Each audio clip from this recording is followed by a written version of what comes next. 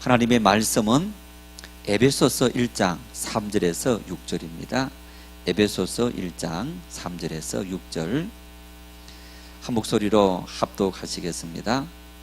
찬송하리로다. 하나님 곧 우리 주 예수 그리스도의 아버지께서 그리스도 안에서 하늘에 속한 모든 신령한 복을 우리에게 주시되 곧 창세전에 그리스도 안에서 우리를 택하사 우리로 사랑 안에서 그 앞에 거룩하고 흠이 없게 하시려고 그 기쁘신 뜻대로 우리를 예정하사 예수 그리스도로 말미암아 자기의 아들들이 되게 하셨으니 이는 그가 사랑하시는 자 안에서 우리에게 거저 주시는 바 그의 은혜의 영광을 찬송하게 하려는 것이라. 아멘. 우리 개신교는 가톨릭과 달리 이 교파 또 교단들이 굉장히 많이 있습니다. 침례교, 또 성결교, 감리교, 우리 또 이제 장로교. 이 장로교도 이제 우리는 대한예수교 장로인데 또 한국 기독교 장로회, 또 대한예수교 장로 중에도 우리는 통합적 교단인데 합동척도 있고 고신척도 있고 또 뭐 이 합동보수도 있고 하여간 굉장히 많은 우리나라에 이런저런 이제 교파와 개신교 교단을 친다면 이제 몇백 교단 교파들이 있다 이렇게 말할 정도로 굉장히 많습니다. 이제 그런 걸 보면서 어떤 사람들은 가톨릭은 이렇게 아주 단결이 잘 되는 그런 이제 교단 이제 신앙인들이고 우리 개신교는 마치 모래알처럼 이렇게 단합을 하지 못하는 그런 신앙을 가진 사람들이다 이렇게 말하는 사람들도 종종 있습니다. 그런데 이런 모습에는 이제 신앙과 또 우리 교회를 제대로 이해하지 못한 원인이 그 기저에 있는 것을 볼 수 있습니다. 이 교회도 여러분 이제 고대 사회는 종교와 정치가 하나로 되어 있었습니다. 이스라엘 백성들이 출애굽한 이후에 하나님께서 모세를 통해서 이스라엘 백성들을 다스릴 때 이제 광야에서 이제 모세의 장인 이드로가 모세를 방문했을 때 보았더니 모세에게 사람들이 다 어떤 자기들이 시비를 가르려고 이제 찾아온 거예요. 그러니까 모세도 하루 종일 백성들이 시비를 가려주는 재판관의 일을 하고 있고 또 백성들도 기다리는 일에 지치고 있는 그런 모습을 보면서 이런 일들을 위해서 100부장, 50부장, 10부장을 세워라 해서 모세가 이스라엘 백성들 가운데서 그런 제도를 만드는 것을 볼 수 있습니다. 그래서 크든 작든 뭐 동창회 모임이든 개 모임이든 친목회 단체이든 작은 모임에서부터 한 국가에 이르기까지 모든 단체에는 조직이 있습니다. 이것을 우리가 이제 뭐 좀 이렇게 정치적으로 말하면 정치 제도다 이렇게 말할 수 있는데 우리 이 기독교 큰 범주로 이제 기독교 가톨릭도 기독교이고 개신교도 기독교이고 또 이 러시아 정교회라든가 그리스 정교회 이 동방교회들도 기독교 이제 큰 범주에서 다 그렇게 기독교의 범주로 넣는 겁니다. 이런 범주 속에 정치 제도가 있는데 가톨릭은 교황 제도를 채택했습니다. 감리교는 감독 제도를 채택했습니다. 우리 장로교는 대의 제도를 채택했습니다. 침례교회는 회중 제도를 채택했다. 아마 말만 들어도 여러분께서 아시겠지만은 이 가톨릭이 채택한 교황 제도는 가장 높은 곳에 교황이 있습니다. 마치 이 전제 군주 시대 요즘 같으면 북한의 어떤 그 1인 독재처럼 이 김정은이라는 어떤 그런 1인 독재자처럼 가장 높은 절대적인 권한을 가진 군주가 있는 겁니다. 이제 그 밑에 추기경들이 있고 그 다음에 주교들이 있고 신부들이 있고 또 사제들 이렇게 쭉 있는 그런 어떤 정치 제도를 가지고 있습니다.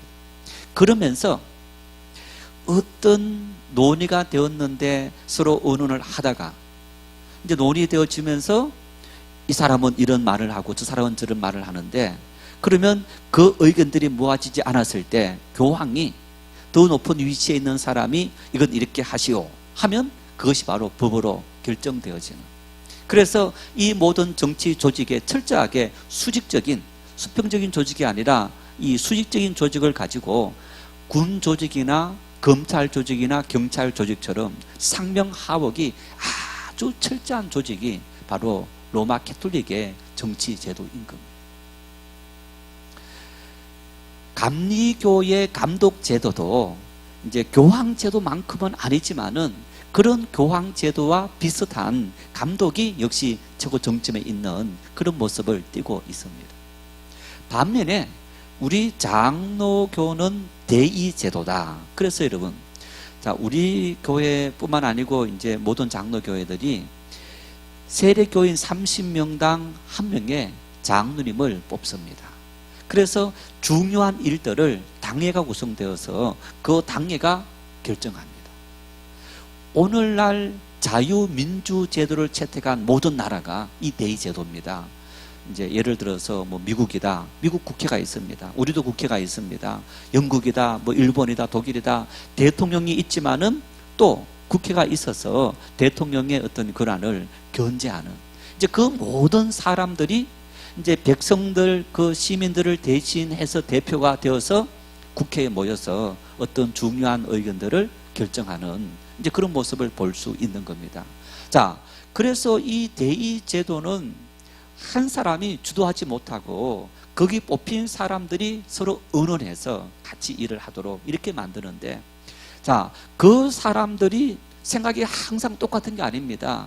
우리처럼 크게는 보수와 진보, 진보와 보수 이렇게 갈라지는 것을 볼 수 있습니다. 그래서 보수적인 가치를 가지고 있는 사람들이 당을 또 만들고, 진보적인 가치를 갖고 있는 사람들이 또 당을 만들고, 또 어떤 사람은 극보수, 극진보, 그렇게 해서 또 거기에 당을 만들어서 뭐 녹색당이니 우리나라에 없습니다만은 그런 다양한 당을 만들어서 정치 활동을 하면서 어떤 이 국민들을 대신한다. 이런 것이 바로 대의 제도인데 우리 장로교도 바로 이런 대의 제도를 채택하고 있는 겁니다.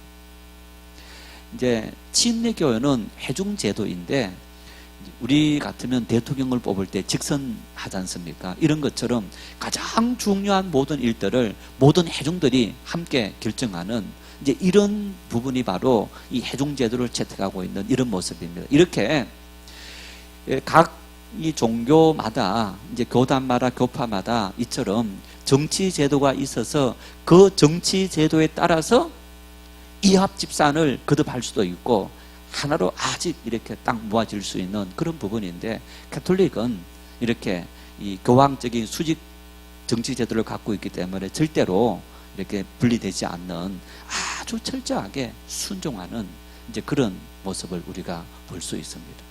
자, 이런 정치 제도는 신학에도 굉장한 영향을 끼치는 겁니다. 어떤 영향을 끼치느냐? 예를 들어서 교황 제도나 이런 제도에 있어서는 이 정치 제도가 신학의 모든 중요한 일들이 위에서부터 명령하면 그대로 지켜지기 때문에 고민할 필요가 없는 겁니다. 조금 전 말씀을 드린 것처럼 대의 제도, 우리 자유민주주의처럼 이제 국회 대표를 뽑는다. 그러면 진보 보수 이렇게 서로가 중요하게 이기는 것이 다를 수 있지 않습니까? 이처럼 하나님 말씀인 이 성경에 많은 말씀들이 있는데 어떤 말씀을 가장 중요하게 생각하는가? 거기 따라서 교단들을 만드는 거예요. 예를 들어서 성결교 같은 경우에는 우리가 예수 그리스도를 믿고 청결하게 깨끗하게 도덕적인 삶을 살아가야 된다. 이제 그 가치가 굉장히 중요합니다. 그래서 성결교는 이름처럼 어떤 그런 교단이고, 또 감리교 역시 마찬가지입니다. 18세기 영국에서 출발되어졌는데, 그때 영국이 산업혁명이 일어나면서 많은 사회적인 문제가 일어나고 또 돈이 많이 몰려지면서 굉장히 도덕적인 부패가 일어나는 겁니다. 그러면서 성결 운동을 시작한 그 운동이 감리교의 시작인 것을 볼 수 있습니다. 그러면 우리 장로교는 어떻게 출발되어졌느냐? 우리 장로교의 출발은 16세기 종교개혁자 이제 존 칼뱅에 의해서 우리 장로교가 출발되어졌다라고 하는데, 이 칼뱅의 주장 중에서 가장 중심에 놓고 있는 주장이 어떤 주장이냐? 인간을 향한 하나님의 주권은 절대적이다. 그래서 여러분 26살에 이 존 칼뱅이 기독교 강요라는, 아마 성경 다음으로 우리 기독교에서 성경을 잘 해석하고 있는 책이고 아주 유명한 책입니다. 그 당시에 프랑스 왕이요, 당신이 핍박하는 기독교는, 이 개신교는 잘못된 종교가 아닙니다. 성경을 이렇게 풀이해 놓은 참 종교입니다 라는 기독교를 변호하기 위해서 쓴 책인데, 이 기독교 강요의 칼뱅이 그런 말합니다. 하나님의 말씀을 알면 아는 대로 믿어라, 모르면 모르는 대로 무조건 믿어라, 이렇게 주장하는 거예요. 26살에 기독교 강요라는 너무너무 중요한 책을 썼고, 그 학식이 엄청나게 뛰어난 이 칼뱅이 하나님의 말씀 앞에 우리 인간이 어떤 모습으로 써야 되느냐, 하나님의 주권은 우리에게 절대적인 주권이다. 한마디로 말하면 하나님께서 어떤 말씀 하시든지 우리는 무조건 순종해라. 막 억울해도 도무지 내 마음으로 받아들일 수 없는 상태가 된다 할지라도 하나님의 그 말씀이기 때문에 우리는 그 말씀을 무조건 받아들이라.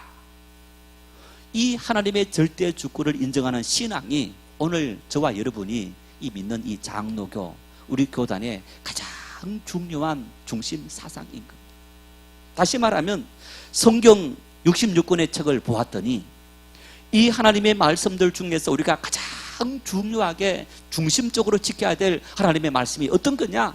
바로 하나님께서 우리 세상과 인간을 향한 주권은 절대적이다. 그 주권 앞에 우리는 무조건 순종하는 삶을 살아야 된다. 이것이 오늘 우리가 믿는 신앙의 가장 중요한 근거이기도 한 것. 왜 이런 말을 하느냐? 여러분, 오늘 제목이 뭡니까? 우리를 예정하신 하나님. 이 예정론이라는 말인데, 이 예정 속에는, 예정론을 말할 때는 하나님의 절대 주권이 있기 때문에 하나님은 우리를 예정하신다라는 등식이 성립되어지는 겁니다. 우리가 예정론을 믿기 위해서는 하나님은 우리에 대해서 절대적인 주권을 행사하신다. 그 사실을 받아들이지 않는다면 우리는 하나님의 예정을 받아들일 수 없는 것. 자, 내가 하나님을 믿게 된 것이 예정되었다. 믿습니까? 안 믿습니까? 믿습니까? 안 믿습니까? 믿으세요?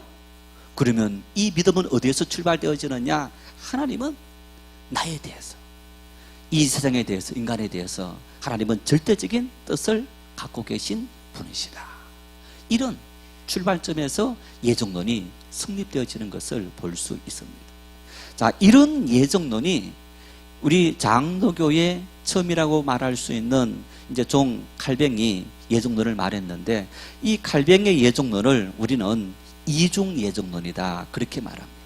이 이중 예정론이라는 것은 이런 뜻입니다. 하나님께서 만세 전에 우리 사람의 생각과 그리고 사람의 행동과 그리고 사람의 어떤 이 의지, 그 모든 것하고 전혀 상관없이 하나님의 일방적인 뜻을 따라서 어떤 사람들은 하나님의 백성 구원받는 사람으로 선택해 놓으시고, 어떤 사람은 하나님께서 지옥 갈 사람으로 예정해 놓으셨다. 이것이 바로 이중 예정론인 것.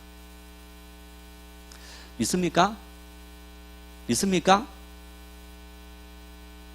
두 분만 아멘하고 나머지 분들은 안 믿으세요?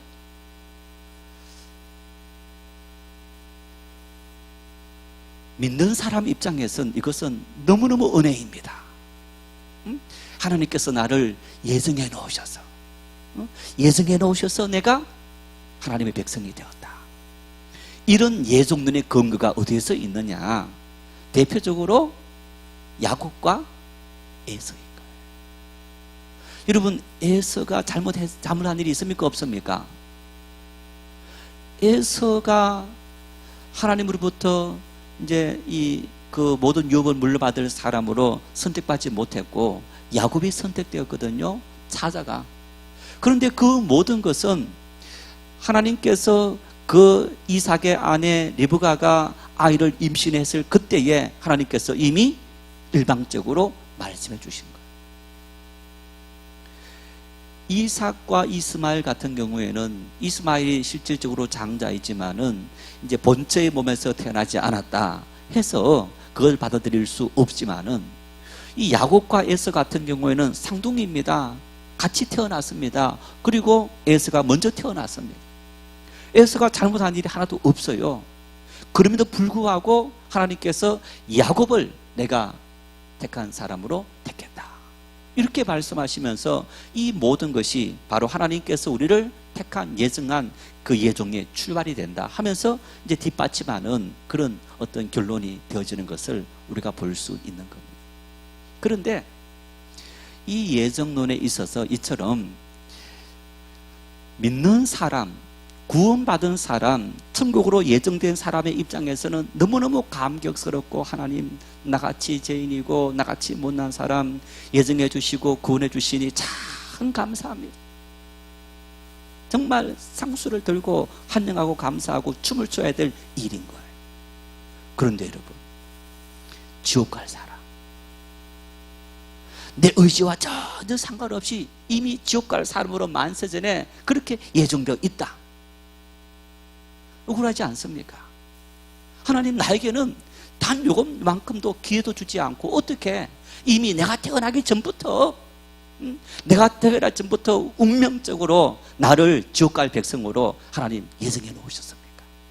받아들일 수가 없는 거예요.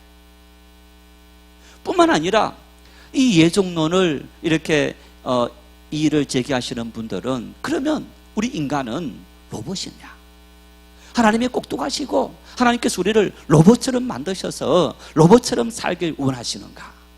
인간의 자유의지를 주셨다고 말씀하셨는데 인간의 자유의지는 전혀 상관이 없는 거냐? 이런 큰 난관에 봉착하게 된 겁니다.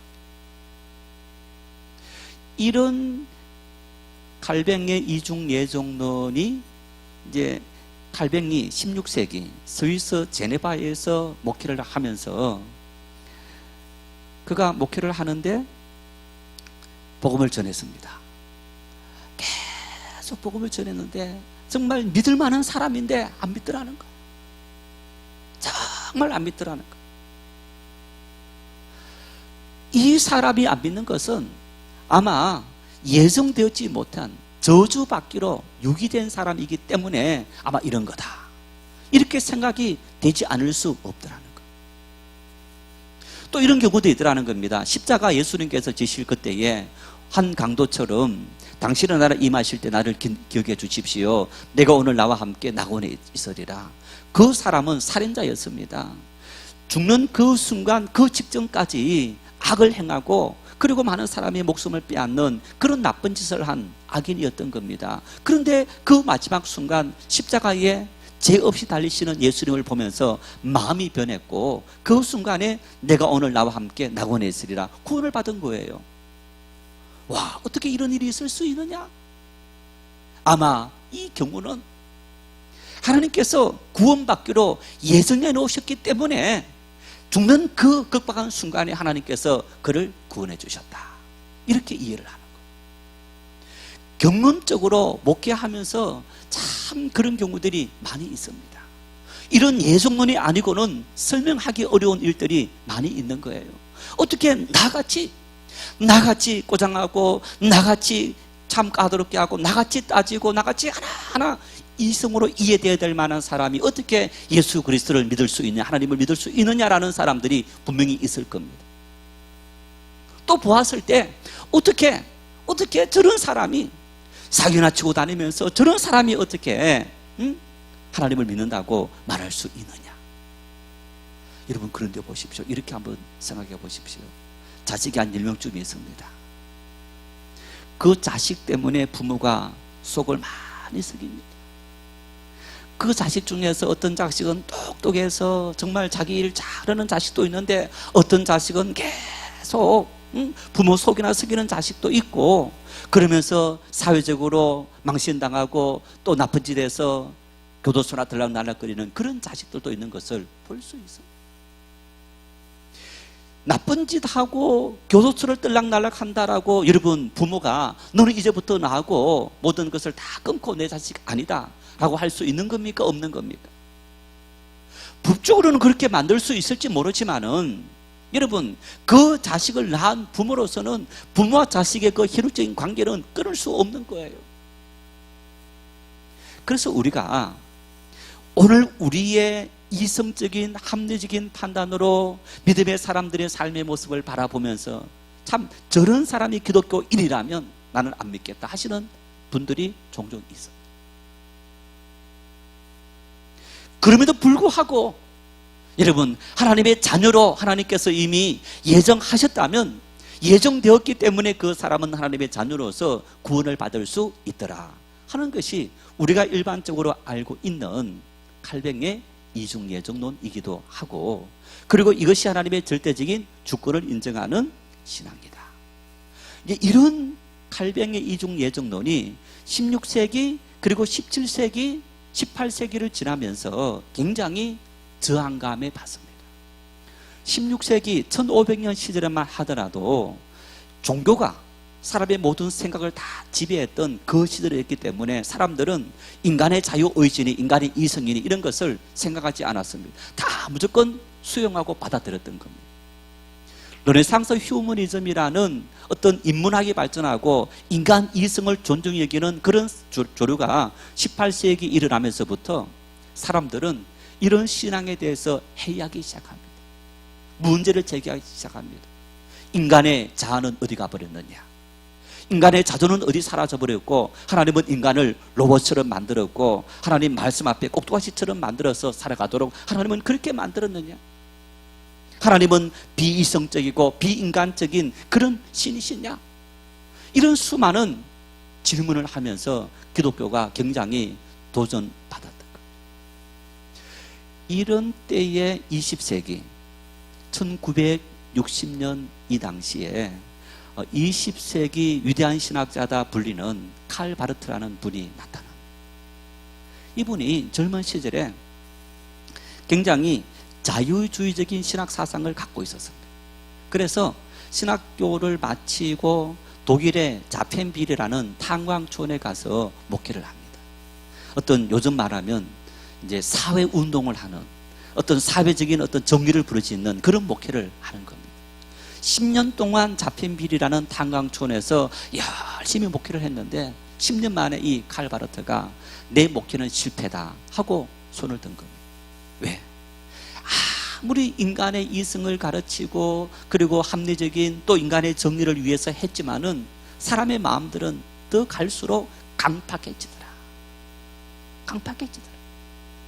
그러면서 그런 10년의 목회 활동을 통해서 이 칼 바르트가 철저하게 돌이키면서 하나님의 은총의 신학자로 돌이키게 되는 거예요. 완전히 그 신학 사상이 180도로 바뀌게 되는 거예요.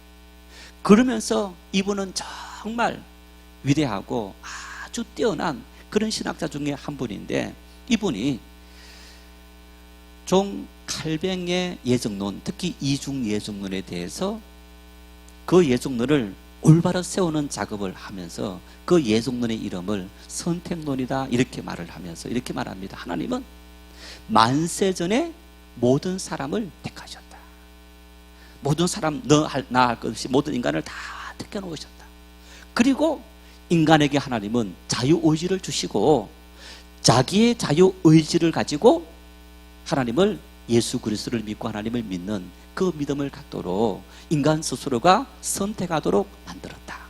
물론 그 자유의지 속에도 하나님의 은총이 있다라는 그런 사실을 칼 바르트는 주장을 하고 있습니다만은, 여기에서 칼뱅이 주장했던 이중 예정론 속에는 하나님의 주권만 있고 인간의 자유의지가 사라져버린 여기에 대해서 사람들이 의문을 품었는데, 이제 칼 바르트는 그 문제를 해결하기 위해서 하나님의 절대 주권과 인간의 자유의지가 함께 움직이는 이제 그런 예정론을 이야기하게 된 겁니다.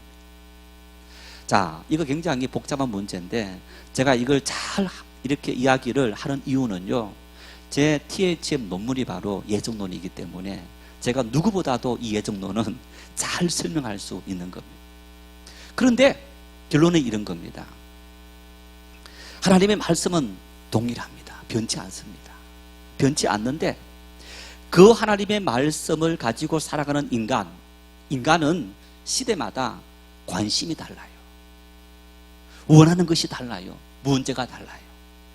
그래서 16세기 종 칼뱅이 살았던 그 시대의 문제는 그 시대에 맞도록 칼뱅이 풀어낸 거고, 20세기 칼 바르트가 4세기나 지나서 400년이 지나서 그 시대 속에는 그 시대의 방법으로 하나님 말씀을 칼 바르트가 풀어냈다는 거예요. 이런 칼 바르트 예정론도 문제가 있어서 그 이후에 판넨베르그라는 유명한 신학자가 있는데, 이분이 또 다른 방법으로 이 예정론을 풀어내는 것을 볼 수 있는 겁니다. 이처럼 여러분, 이 하나님의 말씀을 연구하는 사람을 우리가 신학자라고 하는데, 그 신학자들이 계속적으로 그 시대마다 당면한 문제들, 그 문제들을 깊이 있게 파고들어 하나님 말씀은 우리에게 어떻게 말씀하시는가, 그리고 인간 이성과 지성이 발전하면서 그 말씀을 조금 더 깊이 우리가 품고 있던 모든 의문들을 하나하나 해결하는 그런 과정들이 이 신학의 과정이다라고 말하는 거예요. 그래서 이러한 작업들, 노력들 우리가 연구를 하지 않으면 하나님의 말씀이 이 시대 속에 살아있는 말씀이 아니고 과거의 말씀으로 끝나버리고, 오늘 우리가 이 시대 속에 하나님 말씀을 연구하는 것이 아니라 과거 시대로 돌아가 버리는 그런 모습들 아닙니다. 우리는 이 시대 속에 우리에게 말씀하신 하나님의 음성을 듣고, 그리고 하나님 앞에 서 있는 그런 사람이다. 하나님께서 이미 3000년, 4000년 전에 말씀하셨던 그 말씀이라도 오늘 우리에게 성령으로 말씀하시면 그 진리의 말씀을 우리가 제대로 찾아내고 우리에게 적용시키는 그런 노력들, 여러분, 이런 노력들이 우리 신앙이 하나님 앞에서 이 세상 속에서 살아있는 신앙을 만드는 그런 작업이다. 그래서 우리는 끊임없이 말씀을 듣고 연구하고 묵상하고 하는 작업들을 해야 되는 거예요. 그것은 신학자들만 하는 작업이 아니고, 목사들만 하는 작업이 아니고, 모든 성도들이 함께 끊임없이 고민해야 될 그런 작업이기도 한 겁니다. 자, 오늘 이 말씀, 이 본문 속에서 이 예정에 대해서 말씀이 나와 있기 때문에 이런 말씀이 오늘 어떻게 신학적인 작업이 이루어지고 있느냐라고 했는데, 여러분, 이런 칼 바르트나 존 칼뱅이나 이 예정론의 그 출발이 어디서부터 출발되어졌느냐, 바로 오늘 이 본문 에베소서, 바울 사도가 쓴 이 에베소서 1장에 의해서 이런 예정 사상이 출발되어진 것을 우리가 볼 수 있는 겁니다. 그래서 이 에베소서 이 말씀 속에는 이 예정에 대한 이런 것을 보여주고 있습니다. 예정이 하나님께서 언제 하셨는가? 언제 우리를 예정하셨는가? 천지를 만드시기 이전에 예정하셨느냐, 만든 이후에 예정하셨느냐? 인간의 죄를 짓기 이전에 예정하셨느냐, 인간의 죄를 지은 후에 예정하셨느냐?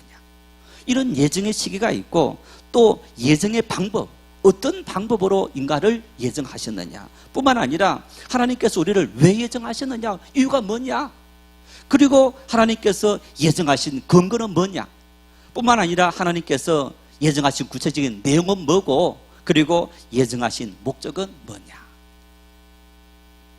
이런 모든 것들이 바로 오늘 이 에베소서 본문 3절에서부터 6절 이 4절 말씀에 압축되어 있는 것을 볼 수 있습니다. 그래서 이 에베소서는요, 바울 사도 신앙의 근간인 로마서, 갈라디아서, 에베소서 이 세 복음 서신서가 바울 사도의 교리 서신 중에서 가장 중요한 서신이고, 뿐만 아니라 오늘 신학을 하고 목회를 하고 우리 신앙의 가장 근간을 이루는 말씀이 바로 로마서, 고린도서, 그리고 갈라디아서, 에베소서. 그 중에서 이 고린도서보다는 로마서, 갈라디아서, 에베소서 이 말씀이다라고 할 정도로 너무너무 중요한 그런 말씀이기도 합니다. 먼저 4절 말씀 다시 한번 읽겠습니다. 곧 창세전에 그리스도 안에서 우리를 택하사 우리로 사랑 안에서 그 앞에 거룩하고 흠이 없게 하시려고. 이 4절 말씀에 이 예정의 세 가지가 나타납니다. 자, 먼저 첫째는 하나님께서 우리 인간들을 언제 예정하셨느냐. 예정의 시기 언제 했다고 말씀합니까? 창세 전에. 여러분, 창세 전이라는 얘기는 어떤 때를 말하는 겁니까? 인간이 죄를 짓기 전입니까? 죄를 지은 후입니까? 죄를 짓기 전인 거예요. 자, 이런 얘기입니다. 하나님께서 우리를 예정하신 것은 인간이 죄를 지었기 때문에 어쩔 수 없이 그 인간을 구원하시기 위해서 우리를 예정하셨다 하는 게 아닙니다. 이미 하나님은 우주 만물을 인간을 만드시기 전에 우리 인간들을 하나님은 이미 예정해 놓으셨다. 그래서 우리 이것을 어떻게 말합니까? 하나님은 우리를 만세 전에 예정하셨다. 이렇게 말하는데 정확한 말은 오늘 이 말씀처럼 하나님께서 우리를 창세 전에 예정해 놓으셨다. 내가 죄를 지을 건지 내가 죄를 짓지 않을 건지 그 모든 것 전혀 상관없이, 여러분, 우리가 부모가 자식을 낳을 때 예를 들어서 정말 지질이 부모의 속만 썩이는 자식 같았으면 어땠을 것 같습니까? 안 낳았을 수도 있지만은 그렇지 못하지 않습니까? 하나님께서 그런 걸 따지지 아니하시고, 그런 걸 따지지 않아. 이걸 우리가 예지 예정이다라고 말을 하는데, 그런 걸 따지지 아니하시고 하나님은 일방적인 하나님의 뜻을 따라서 이미 우리가 만들기 전에, 인간을 만들기 전에 하나님은 우리를 예정해 놓으셨다. 이렇게 말합니다. 이제 이 말씀을 보면요, 이 말씀을 보면 이제 이사야서 말씀에 이런 말씀이 있어요. 하나님은 하나님께 영이 유효할지라도 많이 있을지라도 한 영만 택하지 아니했느냐, 이렇게 말합니다. 그래서 이 말씀이 바로 그 이사야의 말씀과 연결되어지는데, 보십시오. 하나님께서 인간을 만드실 때 어떻게 만드셨습니까? 흙으로 빚어 만드시고 그리고 생기를 코에 불어넣으셨다. 바로 하나님께서 인간에게 영을 불어넣으셨다. 그래서 그 영이 하나님께서 택하신 영이라는 사실. 그래서 그 영이 바로 아담의 후손들이 우리 모두를 의미하고 있는데, 그래서 하나님은 이미 우주를 만드시고 인간을 창조하실 그때에 그 이전에 하나님께서 내가 인간을 만드시리라 하고 예정해 놓으시고 하나님은 그런 천지창조의 일들을 시작하셨다라고 우리가 이해할 수 있는 일입니다. 그래서 여러분, 우리가 조금 못난 삶을 살고 그리고 잘못된 삶을 살고 부족한 삶을 살고 아버지를 욕되게 하는 삶을 살아간다 할지라도 아버지와 우리 사이의 관계는 끊어지지 않는다. 돌아온 탕자처럼 여러분, 예수님께서 말씀하신 그 탕자는 아버지의 마음을 보여주고 있는데, 탕자가 아버지 재산을 미리 상속해 주십시오 라고 하면서 재산 받아서 가서 다 읽고 거지로 왔습니다. 상거지로 왔어요. 그럼에도 불구하고 그 아버지는 아들을 맞이해 줬던 그것이 바로 아버지의 마음이다. 그래서 우리를 예정하신 그 아버지는 결코 우리를 예정하신 것을 후회하지 아니하시고 끝까지 참으시고 기다리시는 그런 아버지이시다. 우리는 그 아버지 사랑을 이미 받은, 그 아버지 사랑이 확정되어 있는 그런 존재이다 라는 사실을 우리는 가슴에 새길 수 있어야 하는 겁니다. 두 번째는 이 예정의 방법입니다. 어떻게 우리를 예정하셨고 택하셨느냐. 그래서 이 4절 말씀에 그리스도 예수 안에서, 그리스도 예수 안에서 우리를 택하셨다, 이렇게 말하는 거예요. 지난번 한번 제가 말씀을 드린 적이 있는데, 그리스도 예수 안에서, 이제 in Christ라는 이 그리스도 예수 안에서라는 말은요, 바울 사도 신학 사상에서 가장 중요한 이 문장입니다. 가장 중요한 논조인 겁니다. 그리스도 예수 안에서, 그리스도 안에서. 그래서 이렇게 말합니다. 바울 사도가 그의 13권의 서신 중에서 그리스도 안에라는 말을 몇 번 사용했느냐? 164회나 사용했다는 겁니다.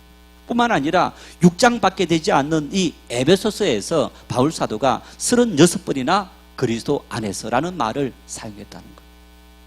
그 정도로 중요한 관점인데, 예정의 방법이 어떻게 이루어지느냐? 그리스도 안에서 예정의 방법이 이루어졌다라고 말을 하는데, 바로 하나님께서 만세전에, 창세전에 우리를 택하실 때 이미 예수님의 십자가 구속을 전제로 하나님은 우리 인간을 예정하셨다.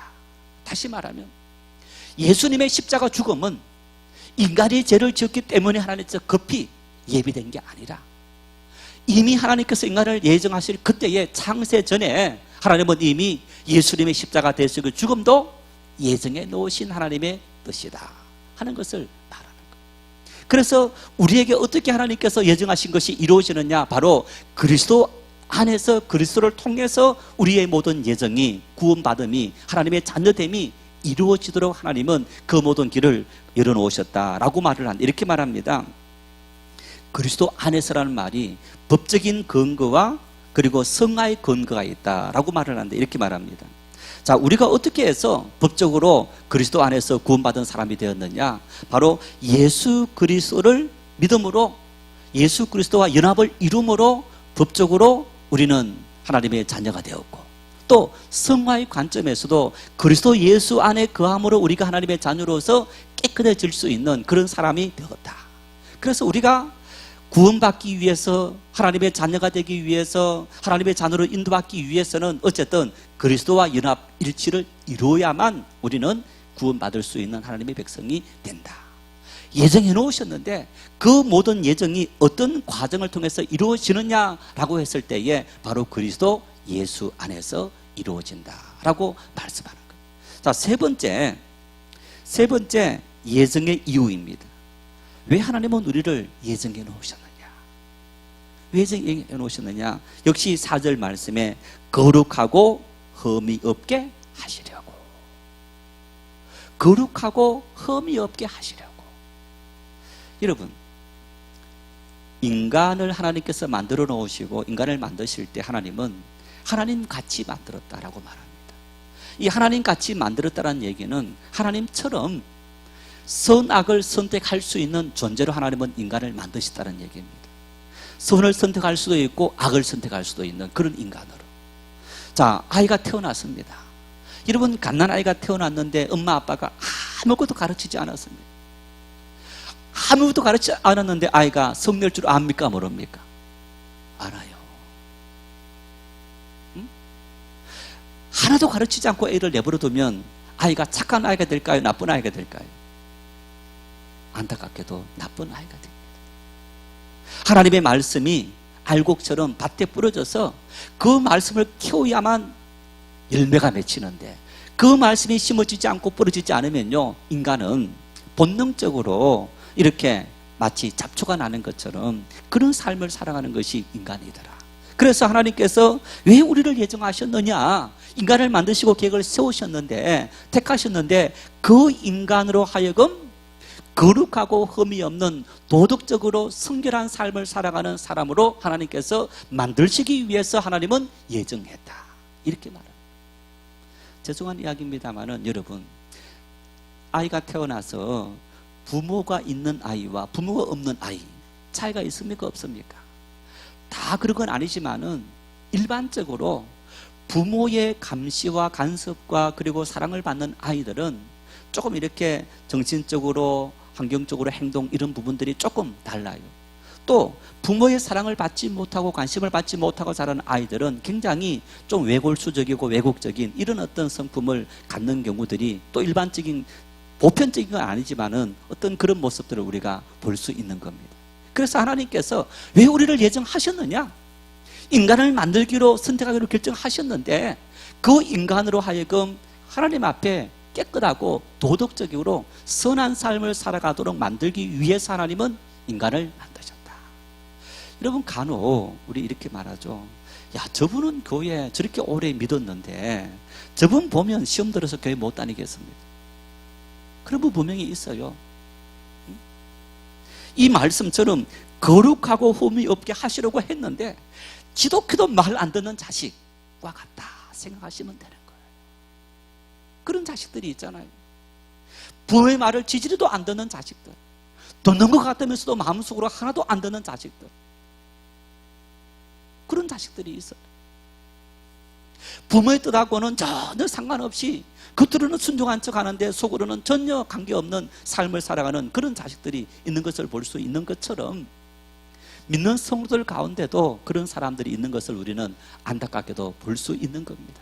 여러분, 그러나 그럼에도 불구하고 부모는 그 자식을 포기하지 않고 그 자식이 도덕적으로 선하고 착하고 깨끗하게 살아가도록 끊임없이 노력하고 관심을 기울이고, 그리고 그 자식이 돌아오길 위해서 간절히 사모하는 그런 마음을 가진 것이 바로 부모의 마음이다.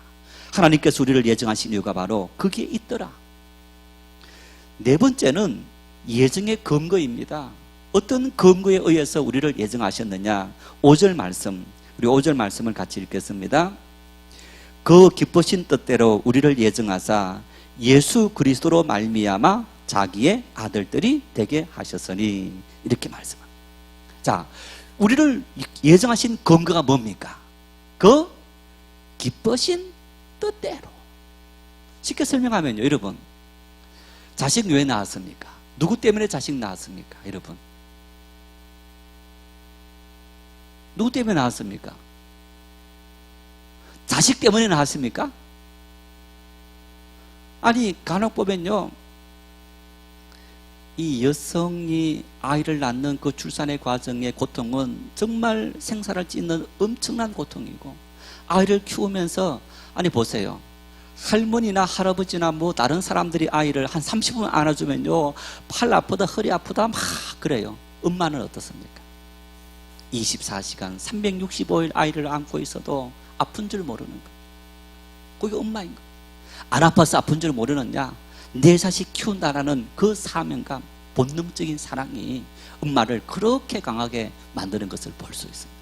가능요, 남편은 키가 이렇게 크고 장대한데 작은 이 아내가 큰 덩치 아이를 안고 있는 모습 보면, 저는 보면 아빠 보고 네가 안아라고. 그런데도 그 엄마들은요, 힘든 줄 모르고 그 큰 아이를 안고 젖먹이고 뭐 데리고 다니고 다 하는 것을 볼 수 있는데, 정말 어머니의 위대한 그런 모습을 볼 수 있는 겁니다. 자, 여러분, 그런데 하나를 낳고 둘을 낳고 셋을 낳고 그런 것을 보면 왜 그렇게 낳는 겁니까? 누구 기쁨 때문에? 내 기쁨 때문에, 자기 기쁨 때문에. 키우는 것은 힘들지만은 그 자식의 기쁨이 있더라는 거예요. 말을 안 듣는 것 있지만은 기쁨이 있더라는 겁니다. 집에 가서 아이들을 보면요, 어떨 때 일을 제대로 못하고 열심히 하지 않고 그거 보면 짜증나기도 하는데, 그 아이를 생각할 때마다 참 든든하고 기뻐요. 그 아이 때문이 아니고 저 때문에, 저 마음 때문에 기쁜 거예요. 하나님께서 인간을 왜 예정하셨느냐? 하나님 자신의 기쁘신 뜻을 위해서, 하나님의 기쁨을 위해서 우리 인간을 예정해 놓으셨다. 하나님의 기쁘신 뜻이기 때문에 여러분, 우리를 얼마나 사랑하시겠습니까? 부모가 자식을 위해서 자신을 희생하는 것처럼 하나님의 기쁘신 뜻 때문에 우리를 예정하셨기 때문에 하나님은 독생자 예수님을 우리를 위해서 보내시기까지 우리를 사랑하셨더라. 그런 위대한 사랑이 바로 하나님의 기쁘신 뜻을 따라서 우리를 예정한 근거이기 때문에 하나님은 그런 엄청난 사랑을 우리에게 베풀 수 있더라. 다섯 번째, 예정의 내용입니다. 왜 예정하셨느냐? 5절 말씀에 보니까 뭘 되게 하려고요?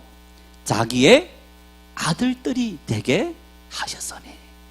하나님의 아들 삼으려고, 하나님의 자식 삼으려고, 하나님의 모든 사랑과 영광과 모든 것을 다 물려주는 그런 사람 만들려고 하나님은 우리 인간을 예정하셨더라.